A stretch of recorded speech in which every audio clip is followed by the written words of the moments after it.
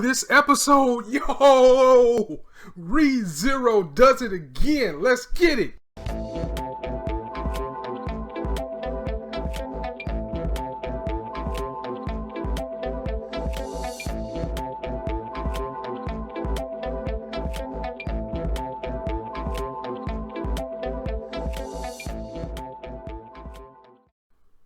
People, ReZero. Episode 7. If you're not watching this series, you need to. If you are watching this series, the payoff is so real.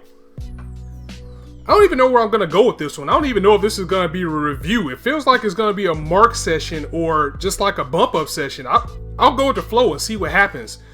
But to call this episode phenomenal was an understatement. It was. From the emotion that we got from this episode, from Subaru, from Rim, from Ram, to just Subaru as a character, the decisions she made, the big ups from Betty, everything just hit all the right centers in this episode. It was perfect. It was perfect. I've said this before, if it wasn't for Boku no Hero and JoJo's Bizarre Adventure, I would put this as number 1 right now. I just got too much of attachment to those two series. Like, ReZero is definitely so far anime of the year, as it's the best anime I've seen from the beginning of the season to currently. And we'll just have to wait for summer. Boku no Hero again, because I know it's going to get better. I can't put it over that because I know what's coming, but it's so hard not to. I'm just at odds. It's like Boku no Hero is always going to be number 1. Just like this over here.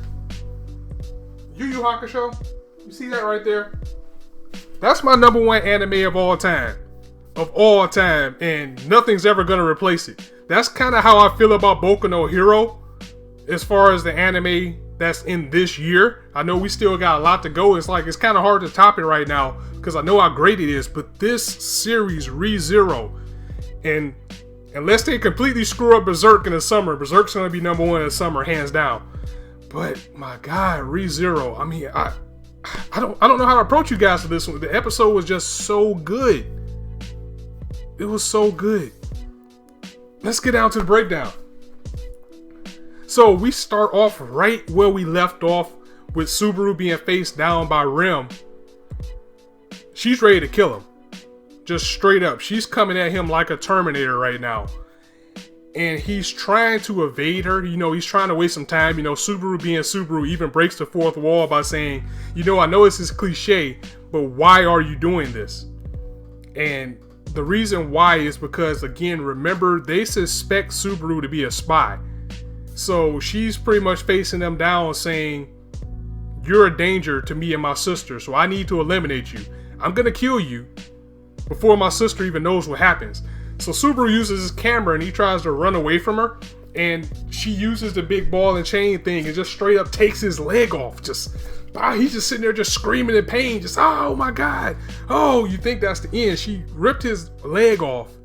Then she healed him just so she can interrogate him. And she's just mercifully beating this dude, and just the emotion and the screams and the voice acting that's coming from this dude as he's just screaming, why are you doing this? And she's just dead-faced completely.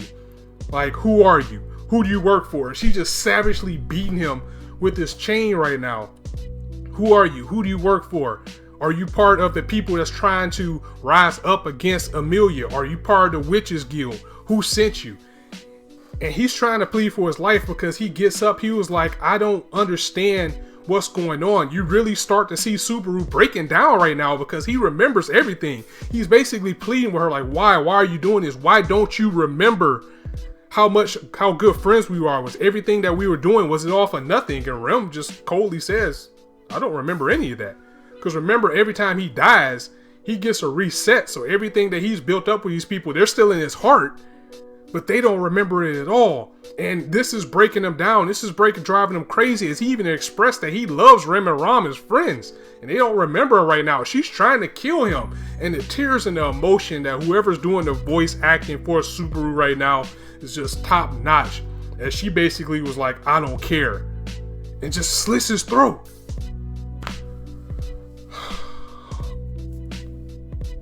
we all know that he was going to break down at some point. I mean, if you keep dying, that's what's going to happen to you. You're going to have a mental breakdown. That's what happens. And the fact that he's actually scared of death, as he should be, and to just come back and just keep having to do this stuff over and over again, is going to take a toll on your mentality. And that's what it is doing for him right now. He wakes up again, and as soon as he sees Rem and Ram, he just goes crazy and starts screaming. Like, he passes out again because he's just so scared after what happened with them that he just passes out.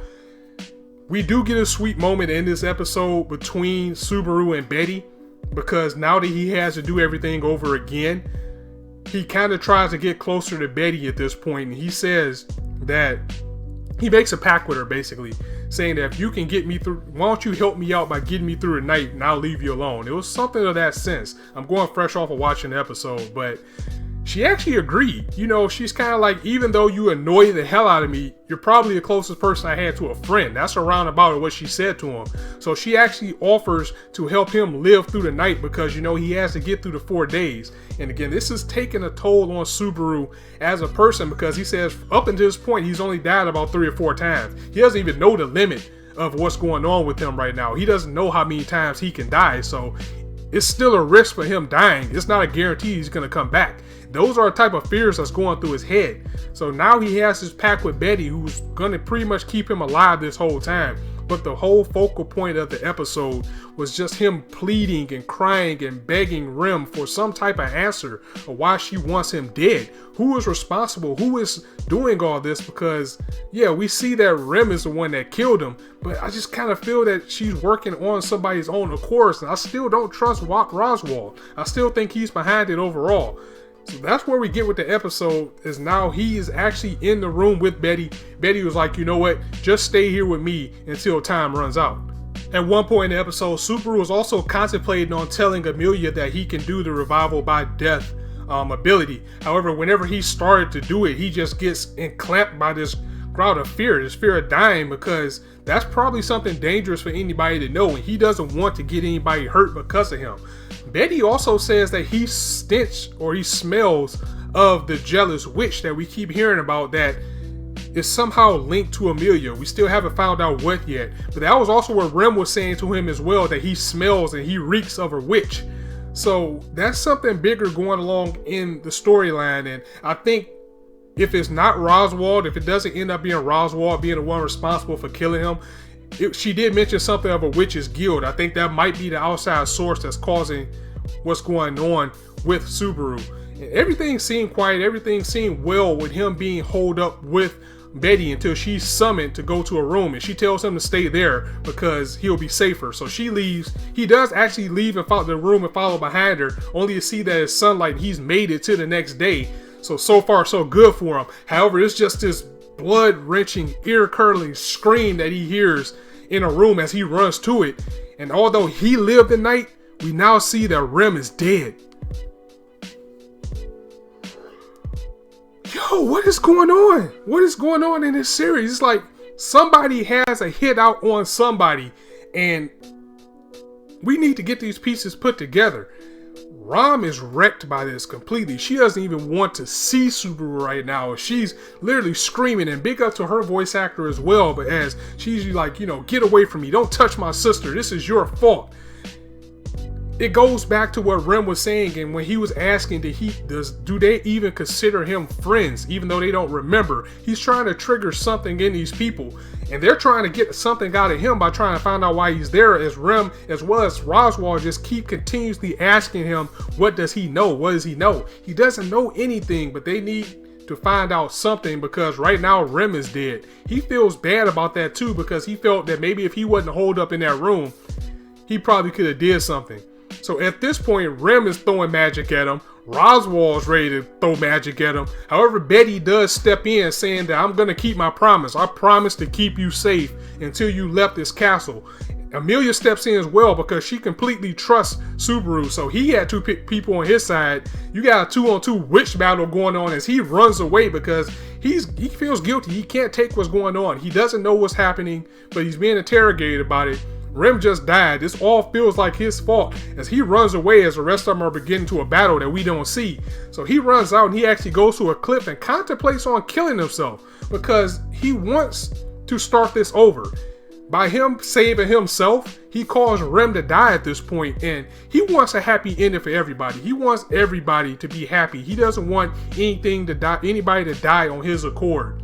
And this part is where the episode really starts to ramp up with the emotion, even more so with him being faced down by Rem at the beginning of the episode, or even more with the hatred that was displayed by Ram, is that he has a decision to make now because, again, he doesn't know what's going to happen the next time he dies. He doesn't know if this ability has a limit or not. But at the same time, he doesn't want to leave things as it is because he just made things worse at this point. So he contemplates jumping, but he doesn't do it. At this point, he is still hunted down by Ram, who's coming at him with a big magic aura, screaming, ready to kill him, saying, if you know this is all your fault, what do you know? You need to say something now. However, Betty does show up. Betty showed up before Rem showed up, exactly. I'm sorry, saying that I promised that I would protect you. I didn't say it was a time limit on it, so that was my mistake. She said, I'll protect you. It wasn't a time limit on it. So you finally see Betty accepting him as a friend, as she even vows to protect him as long as she can. Now they're both facing Ram. However, Subaru makes the decision of a lifetime.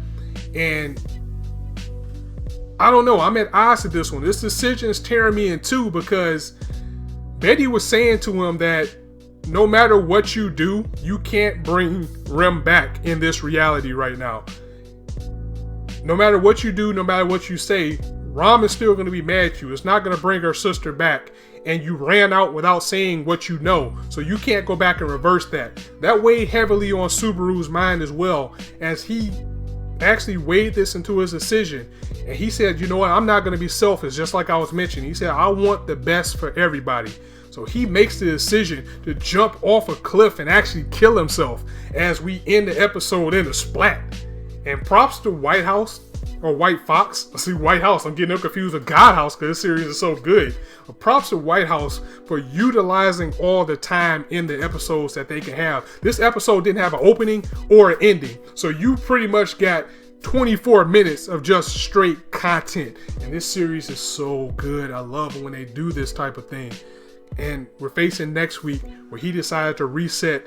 He's going to do everything over again. And we're going to see how things go. How I'm torn about it is, even though he couldn't do anything about Rem, it was his friend. Of course, if you have a chance to go back and save your friend, you're going to do it. He's going to do some things differently to get back to that perfect point he had when he was ready to wake up and go see Amelia to go on a date.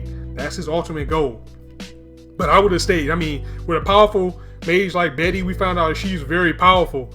I don't know. I probably would have just kept her around. That would have saved him from dying a few times. But at the same time, I can understand why he wants to go back and do things all over again. And we'll just have to find out next week. Again, another phenomenal episode. I'm going to clap it up for this series as it brought me what I was expecting. I was expecting this type of realism from Joker Game. And again, I'm not going to bash Joker Game because I still enjoy it.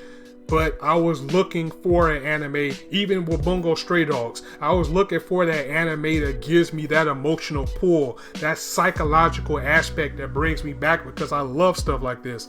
And I can't commend this episode enough. Go watch it if you haven't. If you're watching this review, you probably have watched it already. But just in case you want to see what it's about and you happen to glance by here, go watch it, definitely. I highly recommend this series. I'm going to go ahead and end it here. Again, I didn't give this one as big of a breakdown as I usually do because I just wanted to praise this episode so much. So as I always say, you guys can be anywhere on YouTube right now, but you chose to listen to me, and I really appreciate that. Thank you very much for stopping by. If you liked the video, go ahead and drop it a like. If you want to hear more, go ahead and hit that subscribe button as I bring you content almost every day right now, except Monday because there's nothing really worth reviewing on Monday, which sucks.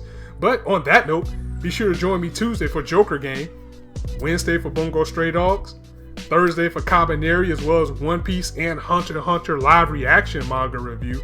And be right back here as we start the roller coaster all over again for JoJo's Bizarre Adventure on Friday, taking us into the weekend and back to this great weekend that we have now with Boku no Hero and ReZero being phenomenal series to have on Sunday. All you got now is Game of Thrones, so go ahead and cap that off for the night. So I'm going to go ahead and end it here. Thank you once again for joining me. It's your boy Infrar-Ed signing out. See you soon.